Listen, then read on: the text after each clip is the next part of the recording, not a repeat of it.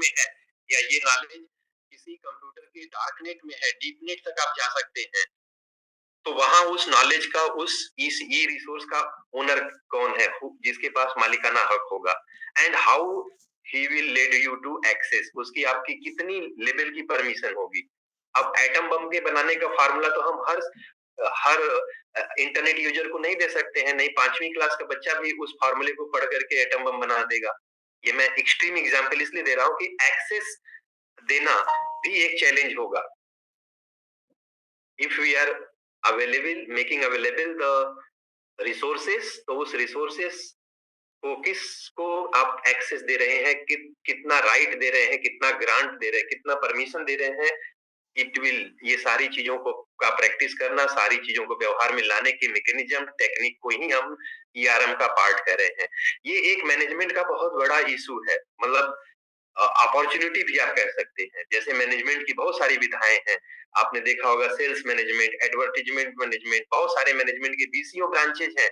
तो आने वाले टाइम में ई रिसोर्सेज जैसे जैसे यूजफुल होते जाएंगे, इन ई रिसोर्सेज को मैनेज करना, किसको कितने किस तरह के ई रिसोर्स की जरूरत है, वो कैंडिडेट वो स्टूडेंट किस लेवल का है, क्या वो प्राइमरी का है या वो पीएचडी का है या क्या वो साइंस का है या मेडिकल साइंस का है, उसके अकॉर्डिंग उसको एग्जैक्ट मतलब एप्रोप्रिएट, रेलिवेंट, अपडेटेड कंटेंट मिले, ये यूटिलिटी पूरा करना है। तो मैंने सारे पॉइंट्स को लिखा हुआ है। बेसिकली जो मेन एम है हमारा वो है licensing, accessing, maintenance, usage, evaluation, retention, selection and deselection. So these are the main objective for the of the ERM. ERM means e resource management. और ये बेसिकली ई रिसोर्स किस format में आपके पास है, आपको याद अब हो चुका होगा कि दो ही फॉर्मेट है, या तो ऑफलाइन या तो ऑनलाइन।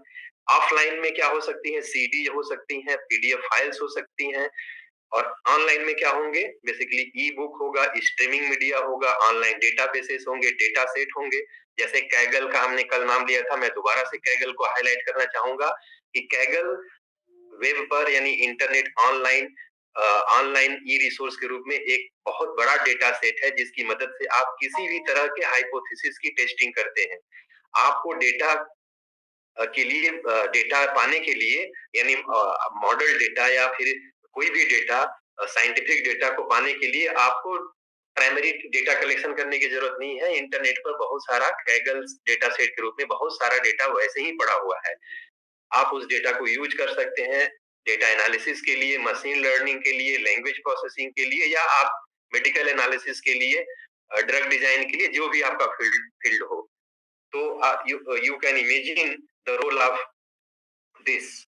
अब क्वेश्चन ये होता है कि अगर मैं ऑफलाइन में ये काम कर रहा हूँ, यानी मैं अगर ई रिसोर्सेज के ऑफलाइन के प्रबंधन यानी मैनेजमेंट की बात करूं, उनके ईआरएम की बात करूं, तो कहानी आपकी स्टार्ट होगी कि कैसे आप ये रिसोर्सेज पहले आप क्रिएट करेंगे, उसके बाद आप उसको कैसे ऑर्गेनाइज करेंगे और कैसे अवेल कराएंगे, लोगों तक कैसे पहुंचाएंगे।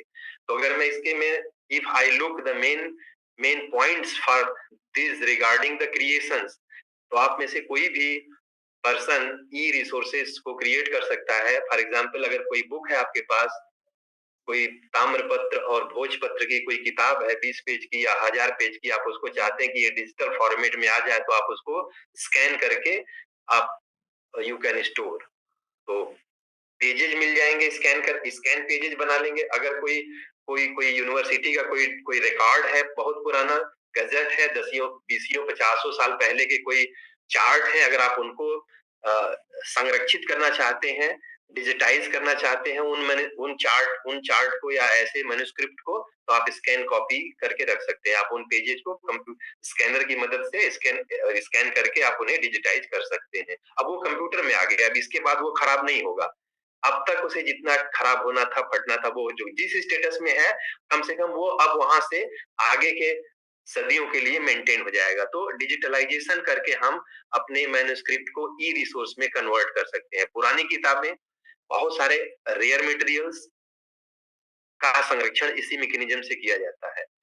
दूसरा, जैसे आप फोटोकॉपी कराते हैं करते हैं, इसी इस तरह का कोई अगर मटेरियल है, कोई फोटोग्राफ है, कोई इमेज है, कोई पिक्चर है, कोई इस तरह का, तो आप उसको स्कैन अगेन मैंने कहा कि डिजिटाइज़ कर या स्कैन करके आप उसको ई रिसोर्स बना सकते हैं। कंप्यूटर में जो बैकअप आप लेते हैं, जो वीकली बैकअप लेते हैं या फिर आप जो अ, स्टोर करते हैं, वो आपका ई रिसोर्स का मटेरियल है। ये सब मैं अभी ऑफलाइन रिसोर्सेज की बात कर रहा हूँ। मैं आपको बार-बार ये बताना चाहूँगा कि जब हम ई रिसोर्सेज की बात करेंगे तो हमारे दिमाग में ऑफलाइन ई रिसोर्सेज और ऑनलाइन ई रिसोर्सेज का बड़ा क्लियर कट आइडिया होना चाहिए। यहाँ मैं हाइलाइट करना चाहूँगा कि जो आपका ऑफलाइन ई रिसोर्सेज है, उसे अपडेट करना फिर उतना आसान नहीं होगा, बल्कि इम्पॉसिबल होगा। अगर आपने एक बार कोई भी ऑफलाइन ई रिसोर्स संरक्षित कर लिया, प्राप्त कर लिया, अब उसमें फेरबदल नहीं किया जा सकता है। मान लीजिए कि कोई 25 साल पहले किसी यूनिवर्सिटी का कोई गज़ट है, कोई चार्ट है, अब आपने एक बार उसे स्कैन करके संरक्षित कर दिया है, तो उसमें अपडेट्स या उसमें कोई छेड़छाड़ या फेरबदल नहीं कर सकता है। वो बिल्कुल रोम टाइप की हो जाएगा, वो स्टोरेज, वो जो कलेक्शन है, वो आपका बिल्कुल रोम टाइप का हो जाएगा, यानी वो अपडेटेबल नहीं होगा। ये हालाँकि ये पॉसिबल है कि अगर आपने कुछ ऑफ़लाइन अगर पीडीएफ के फॉर्मेट में रखे हैं, तो कुछ टूल्स सॉफ्टवेयर ऐसे आते हैं जो पीडीएफ डॉक्यूमेंट को एडिट कर सकते हैं। तो देयर आर सम टूल्स जिसके थ्रू हम पीडीएफ में चेंजेज़ कर सकते हैं। हालाँकि जो लोग बहुत ज़्यादा टेक्निकल नहीं है, उनको लगेगा कि पीडीएफ का मतलब ये होता है कि हमने अपने डॉक्यूमेंट फाइल का या डेटाबेस का एक ऐसा फॉर्मेट बना दिया, जिसको अब हम आगे अपडेट नहीं कर पाएँगे। ये नॉन चेंजेबल हो गया, बट रियली ऐसा नहीं है। नॉर्मली ऐसा आपको दिखाई देता है, क्योंकि जब आपने पीडीएफ बना दिया, इसका मतलब कि वो पहली बात तो हर जगह एक्सेसिबल होगा, किसी भी प्लेटफ़ॉर्म पे वो ओपन हो जाएगा। माने इट इज़ पोर्टेबल, बट आप इंश्योर करिए कि इसका ये मतलब कतई नहीं है कि इसमें चेंजेस नहीं हो सकते हैं। पीडीएफ ऐसे टूल्स आते हैं जिसके थ्रू आप पीडीएफ में ऑनलाइन या पीडीएफ में जाकर के आप एडिटिंग कर सकते हैं, यानी PDF can be edited. But जो मैं डिजिटाइजेशन की बात कर रहा था या स्कैन कन्वर्जन, स्कैनिंग के बाद जो मैं बात कर रहा था, उसमें आप चेंजेस नहीं कर सकते हैं। तो जो डेटा, जो कंटेंट आपने सीडीज में, जैसे कोई बायोग्राफी है, बहुत रेयर बायोग्राफी है, आपने अगर उसकी सीडीज बना के रखी है, आपने अगर उसकी डीवीडीज बना के रख लिए हैं, कुछ लेक्चर्स हैं, कुछ किसी के स्पीच हैं, हिटलर के स्पीच हैं, बहुत सारे आपको मिल जाते हैं। अब हिटलर तो नहीं जिंदा है, बहुत सारे ऐसे स्पीच हो सकते हैं। तो वो ई रिसोर्स का एग्जाम, ऑफलाइन ई रिसोर्स का एग्जाम्पल है। इसी तरीके से जितने सरकारी दफ्तर हैं, वहां पर बहुत सारे रिकॉर्ड हम मेंटेन करते हैं, चाहे वो एलआईसी का डिपार्टमेंट हो या फिर रेलवे का डिपार्टमेंट हो या परिवहन विभाग हो, वहां पर ई फाइलिंग का कॉन्सेप्ट है। फाइलिंग आप समझते हैं, जहां पर कि बहुत सारे तरह के डॉक्यूमेंट को आप स्टोर करते हैं, जैसे राजस्व या फिर आप कचहरी, और अगर आप रजिस्ट्री ऑफिस के में जाकर के अपने डॉक्यूमेंट को देखिए, जैसे घरों के नक्शे या खेतों के डिटेल्स, जिसको हम लोग खसरा, खतौनी ये सब बोलते हैं, तो आप उनका ई फॉर्मेट कन्वर्ट करके रख सकते हैं। तो ये सारा जो एग्जाम्पल हुआ, वो हमारा ऑफलाइन ई रिसोर्स का एग्जाम्पल हुआ। तो ये सारे मैकेनिज्म हैं। तो आप में से कोई भी अगर एप्रोप्रिएट पोस्ट पर कभी पहुंच जाता है, जहां पर कि आपको किसी भी तरह के ऐसे रिसोर्सेज के संरक्षण की आवश्यकता है, चाहे वो किताब है, चाहे वो कोई मैप है, चाहे वो कोई किसी इस तरह का कोई, जिसने मैंने नाम लिया, अगर कोई कोई भी नॉर्मल सामान्य कोई अगर फिजिकल किताब या कोई ई बुक, कोई बुक है, तो आप उसको डिजिटाइज कर सकते हैं, आप उसका स्कैन कन्वर्जन करके आप उसको ई फॉर्मेट में, ई रिसोर्स के रूप में परिवर्तित कर सकते हैं। जो मेन हमारा टारगेट है आज का, वो होगा, वो है ऑनलाइन रिसोर्सेज को क्रिएट करना। ऑफलाइन रिसोर्सेज तो मैंने जो हार्डवेयर है, जो इंस्ट्रूमेंट है, जो टूल्स हैं, उनकी उनकी मदद से आप फिर भी आसानी से कर कर सकते हैं, आप उसको क्रिएट कर सकते हैं। बट हमारा मेन फोकस ये होगा, एज ए आप लोगों के लिए, एज ए रिसर्चर, कि how you can create the online resources. तो ऑनलाइन रिसोर्सेज में क्रिएट करने के लिए क्या-क्या चीज़ों के रोल आ सकते हैं, वो मैं आपके सामने रखने की कोशिश कर रहा हूँ। कि देखिए, जब हम ऑनलाइन रिसोर्सेज़ की बात करते हैं, तो मैंने कल बताया था कि वो रिसोर्सेज़ को एक्सेस करने के लिए आपको इंटरनेट की ज़रूरत पड़ेगी। यानी कहने का मतलब, वेब, ये वर्ल्ड वाइड वेब, यानी जिसको हम लोग डब्ल्यू कहते हैं, ये रिसोर्स कहीं वहाँ पड़ा हुआ है, जैसे इंटरनेट की दुनिया। मैंने इंटरनेट की दुनिया इसलिए कहा कि बियॉन्ड दैट भी अ, कुछ ऐसे कंटेनर हैं जहाँ इन्फॉर्मेशंस रखी जा सकती हैं, जैसे सरफेस नेट, डीप नेट या डार्क नेट हो सकता है। तो हम लोग वहाँ तक भी जाएँगे कि अगर कोई इन्फॉर्मेशन जैसे एलियंस की कोई रिसर्च या ड्यूकनबर्ग की कोई रिसर्च या कोई बहुत कॉम्प्लिकेटेड कोई थ्योरी, कोई कोई इस तरह का नॉलेज, कोई स्पेस की रिसर्च अगर कहीं रखी गई है और वो रिसर्च इंटरनेट की दुनिया में भी नहीं है या लोगों के बियॉन्ड रखी हुई है या रखी जानी है, तो आप वहां तक उस मैकेनिज्म को कैसे अचीव करेंगे। तो इसके कुछ बेसिक्स मैं आपको शेयर करना चाह रहा हूँ सबसे पहले कि आप ऑनलाइन रिसोर्सेस जब क्रिएट करने जाएंगे तो आपको किन चीजों की जरूरत होने वाली है और उनसे संबंधित जो सामान्य बातें हैं, मैं एक बार उनको यहाँ इंट्रोड्यूस करना चाहूंगा, जिससे कि आप इन ऑनलाइन रिसोर्सेस को एक्सेस कर सकते हैं। वहां आप इंफॉर्मेशन वहां तक आप you can reach up to them, यानी यू कैन एक्सेस देम। वो देखिए उसमें मेन रोल किनका किनका है। नॉर्मल नॉर्मल टर्म्स में हम लोग यही बोलते हैं कि ये रिसोर्सेस ऑनलाइन यानी इंटरनेट पर रखे हुए हैं। बट एक प्रोफेशनल के टर्म्स में अगर हम देखें, एक अगर अनुसंधानकर्ता या रिसर्चर के टर्म्स में देखें, तो चीजें ऐसी नहीं है। थोड़ी चीजें डिफरेंट है। क्या डिफरेंट है भाई? वहाँ कहीं न कहीं डोमेन नेम डीएनएस का रोल है, यूआरएल का रोल है, आईना का रोल है। आईना का मतलब आईएएनए है। जो प्योर कंप्यूटर साइंस के स्टूडेंट होंगे, वो उनके लिए ये टर्म्स बिल्कुल नए होंगे। लेकिन मैं थोड़ा टाइम लूँगा क्योंकि बहुत सारे स्टूडेंट ऐसे होंगे, शायद वो कंप्यूटर्स के उतने उस लेवल के स्टूडेंट नहीं होंगे। यहाँ मैं आईएबी के रोल की भी बात हाइलाइट करूँगा, क्योंकि अगर मुझे ऑनलाइन ई रिसोर्स क्रिएट करना है, अगर या हमें वहां स्टोर करना है या हमें एक्सेस करने के लिए रिट्रीव करना है या रिटेंशन देनी है, तो उसमें आईबी का रोल क्या होगा और मैं इंटरनेट की बारे में कितना जानकारी मुझे होनी चाहिए कि क्या ए इंटरनेट होता है, बी टाइप का इंटरनेट क्या होता है। मैंने देखिए हाईलाइट किया हुआ है नीचे के पॉइंट में कि categories and types of internet, A type, B type, C type, D type और ई टाइप। तो ये कैटेगरीज मैं इसलिए पढ़ रहा हूँ कि जो नॉर्मल सिटीजन्स हैं दुनिया भर के, यानी अगर हम साइबर वर्ल्ड की दुनिया की बात करूं जहां पर कि हम कंप्यूटर्स और इंटरनेट की बात करते हैं, तो यहाँ ये केवल ए बी सी टाइप में डिवाइडेड है। जो डी टाइप का इंटरनेट है और जो ई टाइप का इंटरनेट है, वो स्पेशल लोगों के लिए है, स्पेशलाइज्ड लोगों के लिए है।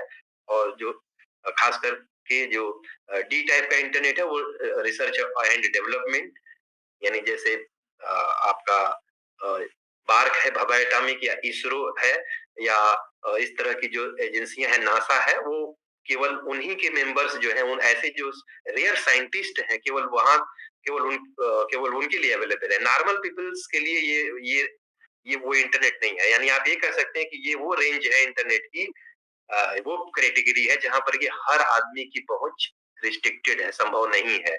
इसी तरीके से ई टाइप इंटरनेट है। तो इसके बारे में हम डिटेल से आएंगे और थोड़ा बात करेंगे जो जिनसे कि हमें ये सारी सूचनाएं, सारा रिसोर्स मिलता है।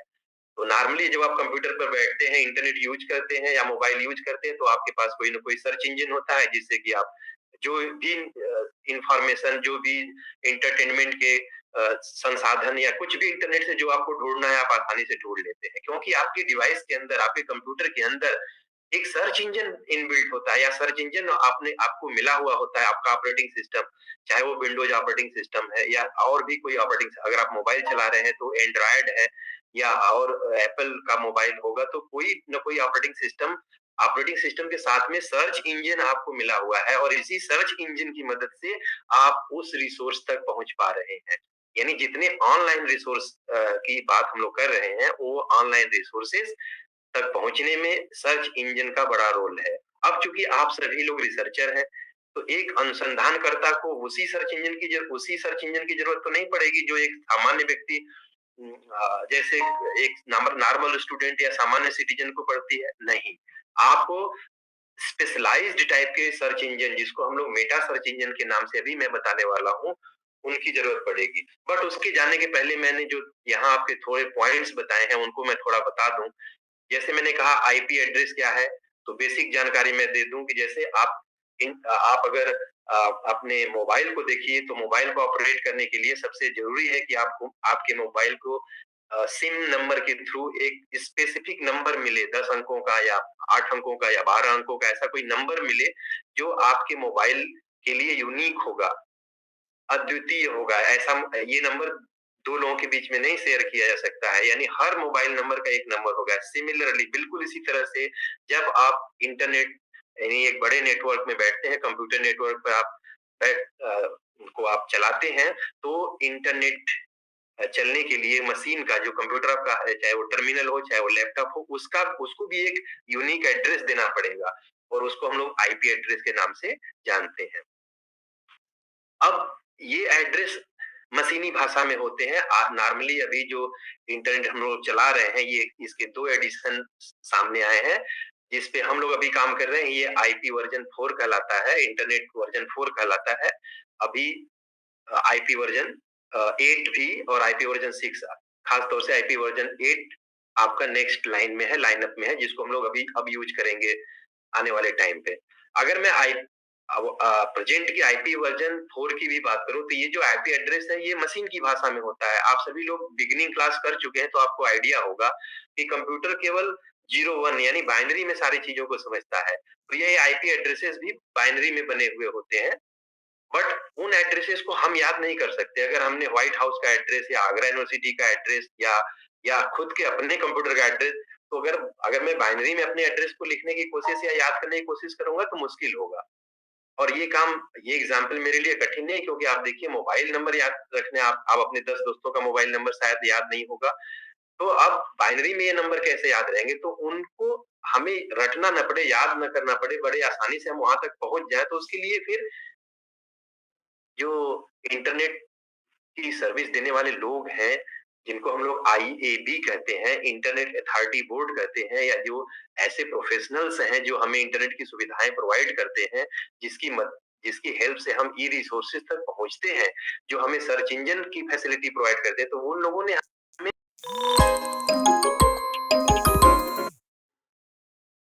नहीं रखना है। आप डोमेन नेम के थ्रू भी आप उन एड्रेसेस को याद रख सकते हैं। ये डोमेन नेम क्या है? ये अंग्रेजी में किसी के लिखे हुए एड्रेसेस है। जैसे मैं अगर आगरा यूनिवर्सिटी के एड्रेस की बात करूं, तो आपको नंबर वाला जी बाइनरी वाला एड्रेस याद करने की जरूरत नहीं है। आप केवल dbru.ac.in याद कर लीजिए। ये एड्रेस से आप वहां तक पहुंच सकते हैं। यानी हमने जो एड्रेस है उसको कोई नाम की तरह, मिल्खा सिंह, रमेश शंकर दीवानी, इस तरह से जैसे आप नेम बोलते हैं, उस उन एड्रेसेस की तरह आप इनको याद कर सकते हैं। अगर आप इन डोमेन डीएनएस एड्रेसेस को गौर से देखेंगे, तो ये 4 हिस्से में बटे हुए होते हैं और ये 4 हिस्से मैप होते हैं आईपी एड्रेसेस, जो मशीन के बाइनरी एड्रेसेस हैं। जो आप जो मशीन के आईपी एड्रेसेस जो बाइनरी एड्रेसेस होते हैं, वो 32 बिट में बने होते हैं, 32 बिट में बने होते हैं। और इन 32 बिट को आप 8-8 बिट यानी 1 बाइट, आप सभी लोगों को मालूम होगा कि 1 बाइट में 8 बिट होता है, तो आप उसको डिवाइड कर सकते हैं 4 हिस्से में। क्योंकि आपको मालूम है कि पूरा आईपी एड्रेस 32 बिट का बना हुआ है, और तो उसको आप जब 4 हिस्से में डिवाइड करेंगे तो 8-8, 8-8 का 4 ब्लॉक मिलेगा, और हर ब्लॉक किसी न किसी एक पते को बताएगा। और ये पते क्या है? आपके अ, आपके डोमेन का एड्रेस, आपके प्रोटोकॉल का नंबर, प्रोटोकॉल का पता, यूजर का टाइप और यूजर का कैटेगरी। जैसे मैं अगर कोई एड्रेस बोल रहा हूँ आपके सामने, जैसे मैं आगरा यूनिवर्सिटी के सर्वर का एड्रेस बोलूंगा, तो मैं इस तरह से बात करूंगा कि मेरा एड्रेस है www, ये मैंने बोला अपने वेब का एड्रेस, वेब का नेम।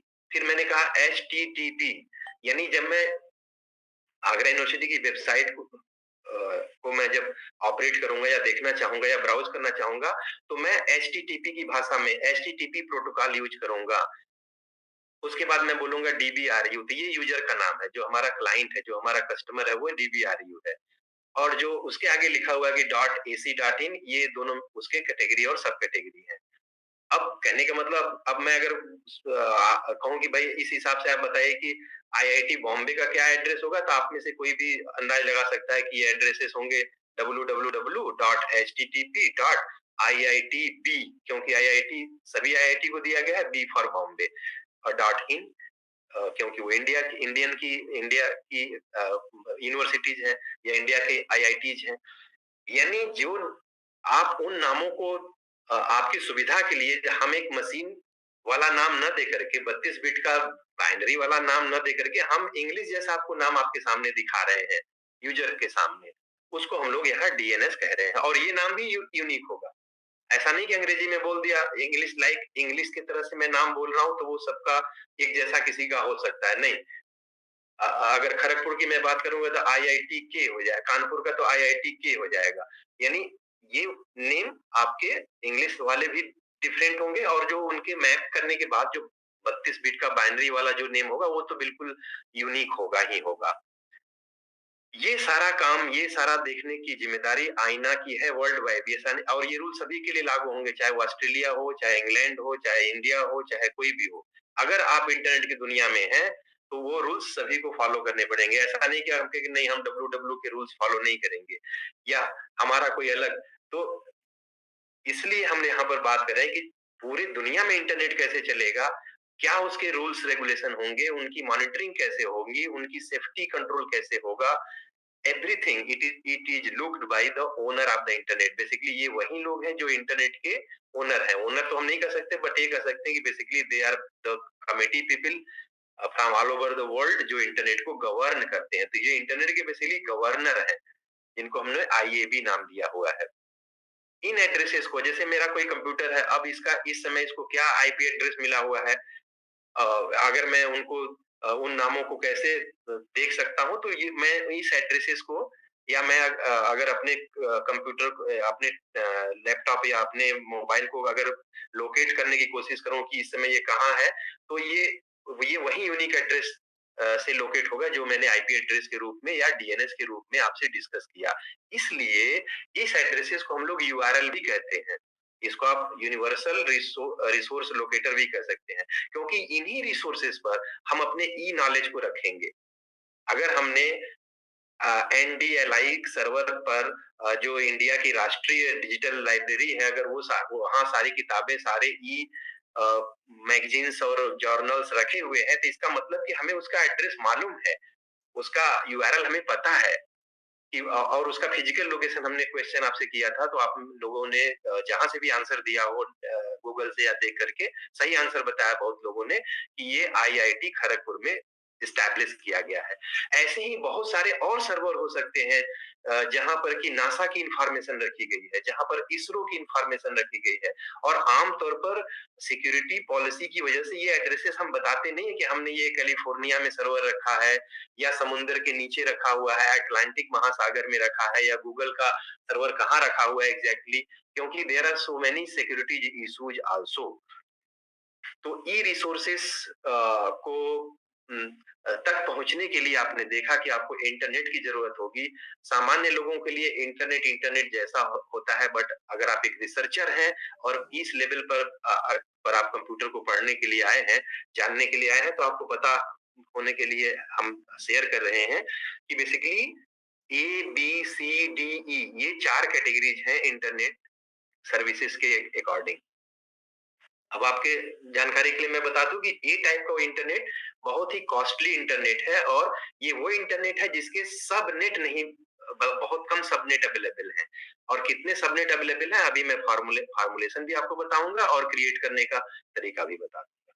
इसी तरीके से अगर हम बी टाइप की बात करेंगे तो ए टाइप से तो ज्यादा उसके सबनेट मिल सकते हैं। सबनेट का मतलब जब मैं यहाँ बोल रहा हूँ तो आप ये समझ लीजिए कि अगर आप एक एड्रेस खरीदते हैं इंटरनेट का या प्राप्त करते हैं तो उसमें से कितने ब्रांचेज कर सकते हैं।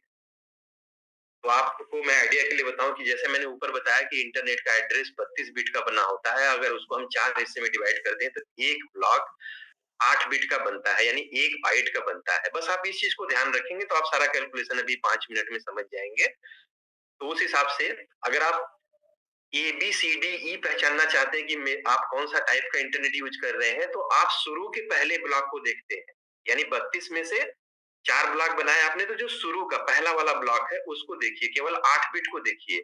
जो हमारा राउटर है, जो हमारी हार्डवेयर डिवाइसेस है, जो कि आपके ई रिसोर्स तक जाती है, पहुंचती है, जब वहां से इंफॉर्मेशन आपके लिए लेके लेके आती है सर्च इंजन के माध्यम से, तो वो क्विकली कहाँ कैसे वहां तक पहुंच जाती है, छट से 1 मिनट में अमेरिका, फिर उसके बाद ऑस्ट्रेलिया कहीं। तो वो एड्रेसेस को पहचानने के लिए स्टार्टिंग के केवल 8 बिट को देखती हैं। एक ब्लॉक यानी 8 बिट को देखती हैं। अब उस 8 बिट में से एक पहली बिट अगर हम अनयूज्ड मास्क कर दें, तो जो 7 बिट बची केवल हम उनको परिवर्तित करके यानी 2 टू द पावर 7 और आप लोग कैलकुलेट करिए 2 टू द पावर 7 को 2 इंटू 2 इंटू 2 इंटू 2 7 बार कैलकुलेट करिए, तो इस तरीके से आपका आएगा 128। तो कंप्यूटर में काउंटिंग जीरो से होती है, तो ये जब आप कैलकुलेट करेंगे, गिनती गिनेंगे तो जीरो से शुरू होके 127 पर खत्म हो जाएगा। ये एड्रेस होगा ए टाइप का। और जो बाकी एड्रेस होते हैं, मैं आपको फिर से एक बार रिकॉल कर दूं कि इंटरनेट का आईपी एड्रेस 4 हिस्से में बटा होता है 8-8 बिट के। लेकिन अगर मैं ए टाइप की बात करूंगा तो उसका रेंज आया पहले ब्लॉक का 0 से 127 और जो बाकी 3 ब्लॉक बचे उनकी वैल्यू होगी 2 टू द पावर 8 क्योंकि 8 बिट का है सारा खेल। और 2 टू द पावर 8 की वैल्यू जब आप निकालेंगे, हिसाब लगाएंगे, कैलकुलेशन करेंगे तो ये आएगा 256। और कंप्यूटर में मैं बार-बार कह रहा हूँ कि कैलकुलेशन काउंटिंग जीरो से स्टार्ट होती है, तो उनकी नंबरिंग होगी 0 से लेके 255 तक। मतलब ये कि जब आप किसी भी कंप्यूटर के आईपी एड्रेस को देख रहे होंगे तो कुछ इसका एड्रेस इस तरह से होगा। जैसे मैं अगर बोलूं कि मान लीजिए मेरा पहले वाले का एड्रेस 100 हो गया, दूसरे का एड्रेस तो वो 0 से लेके 255 के बीच में कोई नंबर होगा। तीसरे ब्लॉक का एड्रेस फिर 0 से लेके 255 के बीच में कोई नंबर होगा, कोई भी नंबर हो सकता है। ऐसे ही चौथा, तो आप अंदाजा लगा सकते हैं कि ये अगर मैं इंटरनेट की दुनिया का पहला एड्रेस बोलूंगा तो वो होगा 0.0.0.0।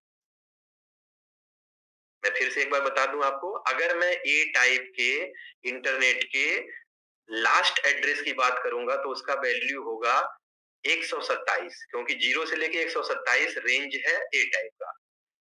तो लास्ट का अगर मैं बात करूं ए टाइप का तो हो जाएगा 127.255.255.255। ये मैं कैलकुलेशन आपको इसलिए सिखाने की कोशिश कर रहा हूं जिससे कि आपको आइडिया लगे कि सर्च इंजन कैसे पता लगा लेते हैं कि मुझे कहां से ये कंटेंट लाके आपको देनी है। आप कहीं भी बैठे हो सकते हैं, अपने घर में या फिर साइबर कैफे पर कहीं भी, बट ये एड्रेसेस जहां से कि उन्हें आप अगर आगरा यूनिवर्सिटी का रिजल्ट देखना चाहते हैं या सीबीएसई का रिजल्ट, तो किस कंप्यूटर से, किस सर्वर से, किस मशीन से ये जानकारी ला करके वो आपको उसे देनी चाहिए, देनी है, वो कैसे पता चलेगा? या आप अगर टिकटिंग देखना चाहते हैं किसी ट्रेन की इंफॉर्मेशन, तो इंडियन रेलवे के कहां से वो इंफॉर्मेशन आपको ला के दे रही है, ये जानना इसलिए जरूरी है। तो आपने देखा, अगर मैं बी टाइप की बात करूंगा तो इनके इनका रेंज उसके आगे यानी 127 के आगे शुरू होगा। 128 से 128, 129 अब कहां तक जाएगा आप हिसाब लगाइए। जैसा मैंने कहा कि ये पहचान केवल करने के लिए आप स्टार्टिंग के वाले ब्लॉक को देखते हैं। अगर मैं स्टार्टिंग के 8 बिट में से एक के बजाय अगर मैं 2 बिट को यूज नहीं करूं, केवल 6 बिट में को मैं परिवर्तन करूं, तो 2 टू द पावर 6 ऑप्शन मेरे पास आएंगे। और जब आप 2 के पावर 6 2 टू द पावर 6 को कैलकुलेट करेंगे तो नंबर आपके हाथ में आएगा 64। अब आप 127 में 64 जोड़ दीजिए तो आपको रेंज मिल जाएगा बी टाइप के इंटरनेट का। इसी तरीके से जब आप सी टाइप में जाएंगे तो आप 3 बिट यूज नहीं करते हैं, केवल 5 बिट यूज करते हैं और वो बनेगा 2 टू द पावर 5 यानी 32। आप जरा कैलकुलेशन करिए, अगर आप 127 के आगे 64 जोड़ते हैं तो आप पहुंचेंगे 191 तक और 191 के आगे आप 32 जोड़ेंगे तो 192 से आप पहुंचेंगे 223 तक। तो ये जो नंबर्स आ रहे हैं वो बताते हैं कि आप किस तरह का इंटरनेट यूज कर रहे हैं, ए टाइप का, बी टाइप का या सी टाइप का। अगर मैं नॉर्मल अपनी बात करूं, अपनी यूनिवर्सिटी की बात करूं, तो हम लोग सी टाइप के यूजर हैं। जब जब मैं सी टाइप का कोई भी इंटरनेट का एड्रेस अपने आईएसपी के द्वारा, आईएसपी का मतलब हुआ जो कंपनी मुझे इंटरनेट की सर्विस दे रही है, वो बीएसएनएल भी हो सकती है, एयरटेल भी हो सकती है, हच भी हो सकती है, कोई भी हो सकता है। तो वो मुझे एक एड्रेस लेने पर मुझे कितने सब एड्रेसिंग की सुविधा प्रोवाइड करेगी। तो सी टाइप के लिए ये सुविधा है 2 to the power 6, sorry 2 to the power 8 यानी 256। तो मैं अगर एक एड्रेस खरीदूंगा तो अधिक से अधिक उसमें मैं 255 या 256 कंप्यूटरों को जोड़ सकता हूँ। अगर मेरी कंपनी बड़ी है, मुझे ज्यादा नंबर्स चाहिए, ज्यादा मशीनों पे इंटरनेट चलाना है या तो मुझे बी टाइप का इंटरनेट लेने की ज़रूरत पड़ेगी और वो कितना होगा 2 टू द पावर 16 यानी लगभग आएगा 65,000 के आसपास, लगभग 65,000 के आसपास। 2 टू द पावर 16 निकाल लीजिए, जो नंबर आएगा वो आएगा एग्ज़ैक्ट। और ऐसे ही अगर आप ए टाइप के लिए देखेंगे तो 2 टू द पावर 32 यानी ये वो नंबर्स हैं, यानी ये लगभग नंबर आएगा 1.5 करोड़ के आसपास। तो एक मैं अंदाज बता रहा था कि जो ए टाइप के यूजर्स हैं दुनिया में बहुत कम है, 1 से लेके 127 यानी केवल 127 यूजर है। लमसम बी टाइप के ज़्यादा हैं और सी टाइप का अगर मैं कोई एड्रेस खरीदूँगा तो मैं केवल 256 कंप्यूटरों पे अपने एड्रेस को मास्क कर सकता हूँ। तो ये मैं आइडिया आपको देना चाह रहा था कि किस तरीके से आप इंटरनेट फैलाते हैं, इंटरनेट मशीनों तक आप जो है एक्सेसिंग करते हैं। अब क्वेश्चन ये हुआ कि इन मशीनों तक अगर में से किसी भी मशीन पर आप अगर आपने कोई भी डिजिटल नॉलेज कोई भी डॉक्यूमेंट रखा हुआ है, चाहे वो कोई भी डॉक्यूमेंट हो, चाहे वो डेटाबेस हो, चाहे वो कोई इन्फॉर्मेशन हो, पिक्चर हो, कोई कंटेंट हो, तो वो आप तक कैसे आएगा? आपके पास कैसे पहुँच पहुँच रहा है? यानी अगर रिजल्ट यूनिवर्सिटी की वेबसाइट पर रखा हुआ है, तो आपके कंप्यूटर में कहाँ से ये इन्फॉर्मेशन आ रही है? तो उसको लाने के लिए जो हमारे सॉफ्टवेयर प्रोग्राम होते हैं, जिनको आमतौर पर हम लोग सर्च इंजन कहते हैं, हम इनकी मदद लेते हैं। तो इस रिसोर्स को मुहैया करने के लिए, आप तक ये रिसोर्स को पहुँचाने के लिए सर्च इंजन का हाथ होता है। 2 तरह के सर्च इंजन हैं, आगे देखिए स्लाइड पर, स्टैंडर्ड सर्च इंजन और मेटा सर्च इंजन। बट उसके पहले ये देखने के लिए कि कितने लोग जुड़े हुए हैं इस समय, ये पहला क्वेश्चन मैं आपके सामने आज का रख रहा हूँ। मैं क्वेश्चन को 1 मिनट तक यहाँ पॉज़ करेंगे, देखेंगे कि कितने लोग इस समय लाइव हैं हमारे साथ। क्या रखा कि आपके लंग्स कहाँ होंगे, आपके लेग्स कहाँ होंगे, स्टमक कहाँ होगा, लीवर कहाँ होगा। इसी तरीके से इंटरनेट पर भी जब आप कोई भी ई-रिसोर्स को स्थापित करते हैं, एस्टैब्लिश करते हैं, तो आपको सबसे पहले एक फ्रेमवर्क या एक डायफ्राम तय करना पड़ता है, जिसको मैं कह रहा हूँ, जिसको सब लोग कहते हैं WWW वर्ल्ड वाइड वेब। यही वो डायफ्राम है, यही वो फ्रेमवर्क है जो ये तय करता है कि आपका ई रिसोर्स, आपका कंटेंट कहाँ एस्टेब्लिश है, कहाँ रखा हुआ है, किस फॉर्मेट का है, रिच कोड फॉर्मेट में है, वर्ड फॉर्मेट में है, डेटाबेस के फॉर्मेट में है, सीएसवी फाइल के फॉर्मेट में है या और किसी और जेपीजी के फॉर्मेट में है। तो अभी संक्षेप में खाली ये जानिए कि एक फ्रेमवर्क चाहिए। दूसरा, उसके कंपोनेंट क्या होंगे? कल मैंने एग्जांपल दिया था कि एक कोई बहुत बड़ी लाइब्रेरी होगी, कितनी भी बड़ी लाइब्रेरी होगी, महा लाइब्रेरी होगी, तो भी वो किससे मिलके बनी होगी? किताबों से। 2000 किताबें, 2 लाख किताबें, 25 लाख किताबें, but it would be made from books. Big से बड़ी लाइब्रेरी किससे बनी है? किताबों से। बड़ी से बड़ी बिल्डिंग किससे बनी है? ईंटों से, ब्रिक्स से। सिमिलरली जो आपका ई रिसोर्स है, वो किससे मिलके बना हुआ है? वेब पेजेज से। अब ये वेब पेजेज आप कैसे बनाएंगे, ये आगे की स्लाइड में हम लोग देखेंगे। इनको बनाने के लिए हम लोग स्क्रिप्टिंग लैंग्वेज का सहारा लेंगे और ऐसी बहुत सारी स्क्रिप्टिंग लैंग्वेज हैं जिनको आप नॉर्मल लैंग्वेज की तरह, जिस लैंग्वेज में आप हमसे बात कर रहे हैं या हम आपसे बात कर पा रहे हैं, इन लैंग्वेजेस की तरह हम इन पेजेज को भी इजीली बना लेते हैं।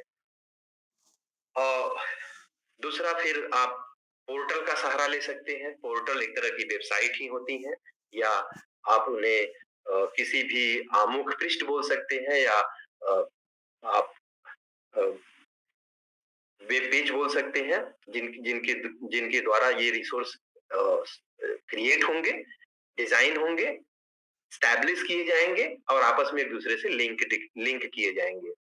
इसी तरह से आपको ऑनलाइन ई रिसोर्स को प्राप्त करने के लिए कुछ और टूल्स बनाने पड़ेंगे जिससे कि ये रिसोर्स लोगों तक पहुंचेगा।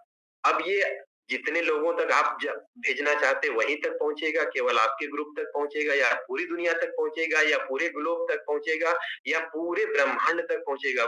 कहाँ तक पहुंचेगा ये आपको तय करना पड़ेगा और ये आपका वर्ल्ड वाइड वेब तय करता है, ये आपका वेब स्फीयर तय करता है और ये आपका जो कम्युनिकेटिंग या जो ब्राउजिंग इंजन है, नेविगेटिंग टूल इंजन है, वो तय करेगा कि आप सर्च इंजन का स्टैंडर्ड सर्च इंजन का इस्तेमाल कर रहे हैं या फिर किसी एक्सपर्ट सर्च इंजन या मेटा सर्च इंजन का यूज कर रहे हैं, जिसको हम अगली स्लाइड में देखेंगे।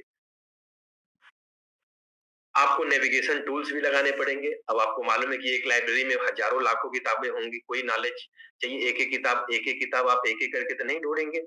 ऐसे ही ऑनलाइन ई-रिसोर्स में भी when you want to go to a specific content तो क्विकली आप वहाँ तक कैसे पहुँचेंगे? एक-एक पेज तो आप पलट के वेब पेज पे नहीं देख सकते हैं।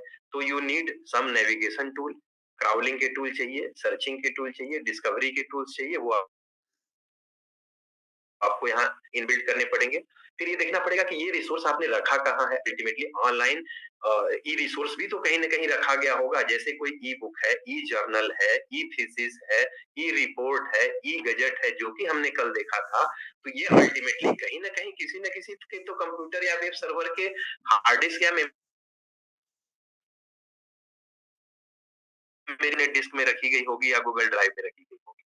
तो वो कैसे आप करेंगे, how you will do it. और आप में से जितने भी लोग हम इससे जुड़े हुए हैं, अगले आने वाले 5 से 7 मिनट में ये सब करना सीख लेंगे। इसी तरीके से अगर आप कोई ऑनलाइन डेटाबेसेस मेंटेन करते हैं, अब जिन लोगों ने कल की क्लास अटेंड करी थी उन्हें मालूम है, जिनका डेटाबेस हम कैसे मेंटेन करते हैं। अब एमबी यानी बायोलॉजिकल डेटाबेसेस हम कैसे मेंटेन करते हैं। कोई रिसर्च में आपको टेस्टिंग करती है तो करनी है तो कैगल डेटा सेट हम कैसे मेंटेन करते हैं, कैगल टेस्ट कैसे करेंगे या और भी बहुत सारे स्टैटिस्टिकल एनालिसिस आपको करनी है। जैसे कोवेरिएंस निकालना है, एनकोवा टूल यूज करना है या किसी तरह का हाइपोथेसिस टेस्ट करनी है, जैसे T test, Z test, F test. तो then you need certain data और वो डेटाबेसेस हम कैसे क्रिएट करेंगे ये हम लोग अभी देखने की कोशिश करेंगे। एक और क्वेश्चन आपको रिफ्रेश करने के लिए हम यहाँ प्रस्तुत कर रहे हैं, जो लोग अभी ध्यान नहीं दे पाए हैं कि भाई इंटरनेट की क्या कैटेगरीज है, डोमेन नेम क्या होता है, यूआरएल रिसोर्स क्या है, बेसिकली इंटरनेट को चलाता कौन है, आईएबी का क्या रोल है, जरा गौर करिए।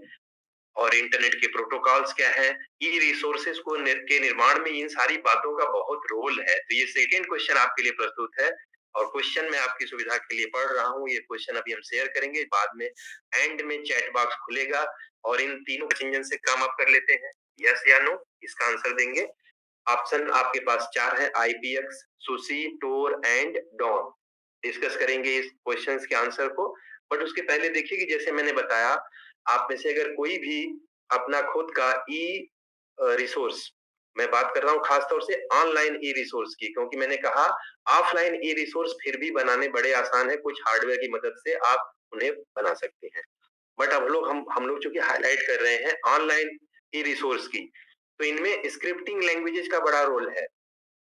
अब कौन सी स्क्रिप्टिंग लैंग्वेज आपको पसंद है, कौन सी स्क्रिप्टिंग लैंग्वेज आप हफ्ते 10 दिन में 5 दिन में सीख लेंगे। हम आप चाहे तो हमारे डिपार्टमेंट आ सकते हैं या हम लोगों का हेल्प डेस्क का लिस्ट किया है, इनमें से सभी आप 24 आवर्स में सीख सकते हैं। इसका मतलब ये नहीं हुआ कि एक ही दिन में सीख लेंगे। अगर 1-1 घंटे भी आप एफर्ट करते हैं, 2-2 घंटे भी आप टाइम निकालते हैं, तो हफ्ते 10 दिन में आप बहुत अच्छे तरीके से इनको इनको इनको इनको सीख लेंगे। और इन स्क्रिप्टिंग लैंग्वेज को सीख करके आप क्या बनाएँगे? जैसे मैंने बताया कि एक बहुत बड़ी लाइब्रेरी किताबों से मिलके बनी हुई है, ऐसे ही बहुत बड़ी कोई जो ई रिसोर्स है, कंटेंट है, कंटेनर है, वो वेब पेजेज़ से मिलके बनती है। तो आप वेब डायरेक्ट किसी एक पेज से दूसरे पेज पे जाना चाहते हैं। मान लीजिए कि अभी आप क्लासिकल मैकेनिक्स के पेज पर हैं, फिजिक्स की आपकी कोई ई बुक है, आप वहाँ से डायरेक्ट शिफ्ट करके क्लिक करके आप अ, मान लीजिए कि आप न्यूटोनियन मैकेनिक्स से आप सीधे-सीधे ब्राउनियन मैकेनिज्म या फिर आप सीधे-सीधे रेडिएशन या किसी दूसरे चैप्टर पे जाना चाहते हैं या आइंस्टाइन की थ्योरी पे जाना चाहते हैं या थ्योरी या रिलेटिविटी वाले चैप्टर पे जाना चाहते हैं, तो एक-एक पेज 10 आपको ऐसे पलट के नहीं जाना है। आप उसके लिए लिंक क्रिएट करेंगे, आप हाइपर लिंक क्रिएट करेंगे, आप उसके लिए अ, बुकमार्क को बनाएँगे कि डायरेक्ट ही आपने क्लिक किया और जिस बुकमार्क पर आपने क्लिक किया आप वहाँ पहुँच जाएँगे। अगर आप यूनिवर्सिटी की कोई वेबसाइट सर्च कर रहे हैं, अगर आप अभी कोर्सेज़ की इन्फॉर्मेशन देख रहे हैं, आपको तुरंत मान लीजिए कि कोई नोटिफिकेशन देखना है या टीचर्स की इन्फॉर्मेशन देखनी है या कोई इंफ्रास्ट्रक्चर डिटेल देखनी है, तो आप क्लिक करिए, झट से आप उस पेज पे पहुँच जाएँगे। तो ये स्क्रिप्टिंग लैंग्वेजेज़ आपको ये सुविधा प्रोवाइड करती है कि आप वेब पेजेज़ कैसे बनाएँगे, आप आप उन पेजेज़ को लिंक कैसे करेंगे, अ, उन पेजेज़ की होस्टिंग उस उन उनमें उनमें कैसे आप क्रिएटिविटी लाएँगे, डिज़ाइन कैसे करेंगे, एनिमेशन कैसे डालेंगे। अगर वेब पेज पर आपको कोई डेटाबेस लगाना है, कोई लिस्ट डालनी है, कोई फ़ोटो डालनी है, कोई इमेज डालनी है, कॉन्टैक्ट एड्रेस ईमेल के डालने हैं, then how you will do it. और ये करने के लिए कुछ लिमिटेड कमांड है।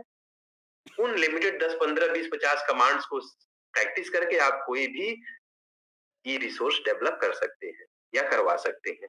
जो पॉपुलर स्क्रिप्टिंग लैंग्वेजेज हैं, हमने आपकी सुविधा के लिए यहाँ लिखा हुआ है। ये एचटीएमएल है, हाइपर टेक्स्ट मार्कअप लैंग्वेजेज, एसजीएमएल और डीएचटीएमएल।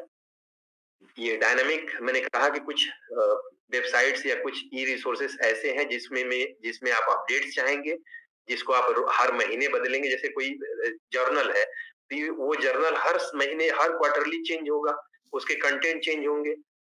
तो बेहतर होगा कि हम स्क्रिप्टिंग लैंग्वेज ऐसे सेलेक्ट करें जो डायनेमिक हो। इसी प्रकार PHP, pre processing hypertext, XML, extended markup languages, AJAX, ये पॉपुलर, बहुत ही पॉपुलर स्क्रिप्टिंग लैंग्वेजेज है। कैजुअल, बायोजावा, क्योंकि केवल ऐसा कोई जरूरी नहीं है कि हम खाली इंजीनियरिंग और उन्हीं इंजीनियरिंग, इसके अलावा हम बायोलॉजिकल साइंस या फिर जो लाइफ साइंस है उससे रिलेटेड कंटेंट को भी ऑनलाइन करना बनाना चाहेंगे, तो उनके लिए सुटेबल स्क्रिप्टिंग लैंग्वेजेज है, जैसे बायोजावा, जैसे कैजुअल, जैसे नोड जेएस, लाइक दैट। तो इनमें से किसी भी एक लैंग्वेज का सिलेक्शन करके या एक लैंग्वेज की प्राइमरी जानकारी प्राप्त करके आप ये रिसोर्स का निर्माण कर सकते हैं या ये रिसोर्स बना सकते हैं।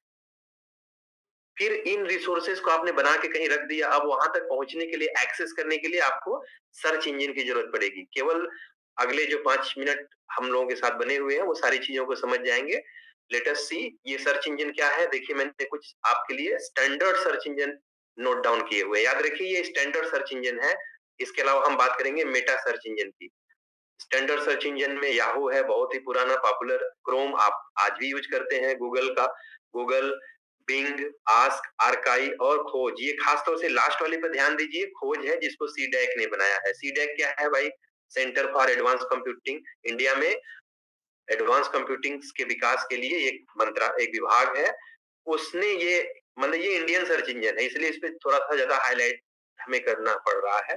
तो खोज एक स्टैंडर्ड सर्च इंजन है। इसको आप उसी तरीके से इंस्टॉल करके यूज कर सकते हैं जैसे आप गूगल चलाते हैं। तो इसके अलावा जितने सर्च इंजन ऊपर हैं वो सभी फॉरेनर, विदेशी सर्च इंजन है, और खोज हमारा खुद का इंडियन सर्च इंजन है। तो ये सारे सर्च इंजन में से किसी भी सर्च इंजन की मदद ले सकते हैं, और उस सर्च इंजन की मदद से अपने कंटेंट को हम लोग एक्सेस कर सकते हैं। मैकेनिज्म क्या होगा एक्सेस करने का, वो हम लोग वो भी देखेंगे। बट उसके पहले थोड़ा देख लीजिए कि अगर आपको कोई स्पेसिफिक ई रिसोर्स या रेयर नॉलेज का कोई कंटेंट आपने डेवलप किया है, जैसे कोई कोई कोई बहुत रेयर बुक है, कोई बहुत ताम्रपत्र, भोजपत्र, इस तरह की कोई बुक है, या ऐसा कोई कंटेंट है जो कि जो नॉर्मल लोगों को आप नहीं देना चाहते हैं, स्पेसिफिक पर्पज के लिए, कोई रिसर्च एंड डेवलपमेंट की कोई बात है, कोई इसरो से रिलेटेड, या कोई बहुत ही सेंसर्ड नॉलेज है और लिमिटेड लोगों तक केवल जाने की नॉलेज है, इस तरह का अगर कोई कंटेंट है, तो वो search normal standard search engine से नहीं किए जाएंगे। वहां तक पहुंचने के लिए या उस नॉलेज को ब्राउज करने के लिए, उस सूचना तक पहुंचने के लिए आपको मदर सर्च इंजन की जरूरत पड़ेगी, जिनको हमने मेटा सर्च इंजन का नाम दिया हुआ है। तो mother search engine basically search इंजनों का सर्च इंजन होता है, मैंने एक सर्च इंजन में कई सर्च इंजन इनबिल्ट होते हैं, इसीलिए मेटा सर्च इंजन ज्यादा सटीक इंफॉर्मेशन को आपको ला के देता है। इधर उधर की दुनिया भर की इंफॉर्मेशन देने के बजाय बिल्कुल सटीक, updated, relevant, focused, ranked in knowledge देगा।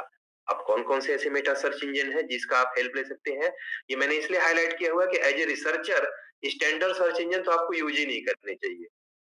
अगर हम पीएचडी के स्टूडेंट हैं और अभी भी हम अगर स्टैंडर्ड सर्च इंजन से का इस्तेमाल करके अपनी हम थीसिस लिख रहे हैं, या हम अपनी सिनॉप्सिस तैयार कर रहे हैं, या हम रिसर्च पेपर अपने बना रहे हैं, तो it is a matter of law, we should use at least Google Scholar, या फिर जो मेटा सर्च इंजन आप उनको यूज करिए। क्योंकि आपको जिस भी फील्ड में आप रिसर्च कर रहे हैं, चाहे वो किसी भी सब्जेक्ट का, चाहे Hindi, history, commerce, any subject, specific आप पढ़ाई की बात, स्पेसिफिक नॉलेज की बात कर रहे हैं, जिसमें आप स्पेसिफिक कुछ वर्क करना चाहते हैं, देन श्योरली आपको मेटा सर्च इंजन का ही सहारा लेना चाहिए। I strongly recommend, please do not use standard search engine because they are very low standard, they are very substandard.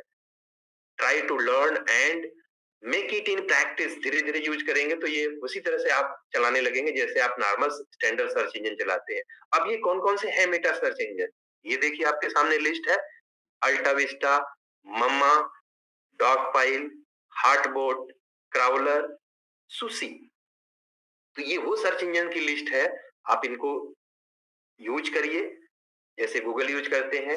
और अगर इन सर्च इंजन को यूटिलाइज करने में इनसे नेविगेट क्राउलिंग वेब इन सर्फिंग करने में या नेविगेशन करने में if you feel difficulty, you are most welcome to our department of computer science. It is very near to the physics department in the Khandari campus. You can take our help, but we request and recommend you to do your work in a higher standard level. So meta search engine are for you people. It is with you to make your research good. So now, to ensure that who are with listening to me, let me throw the last question of the today's meeting, today's class, and this question is, who developed search engine? ध्यान रखिए, मैं तीनों question share करूंगा, ये तीसरा question है आज का। और जब आप तीनों क्वेश्चन, पहले क्वेश्चन का आंसर, दूसरे क्वेश्चन का आंसर, तीसरे क्वेश्चन का आंसर, आप चैट बॉक्स ओपन होगा, अभी आप विद इन 2 मिनट देंगे उनको, उसमें हम लोग कैसे बुक मार्क लगाएंगे। अगर आपने ये इतना सीख लिया, देन आप कोई भी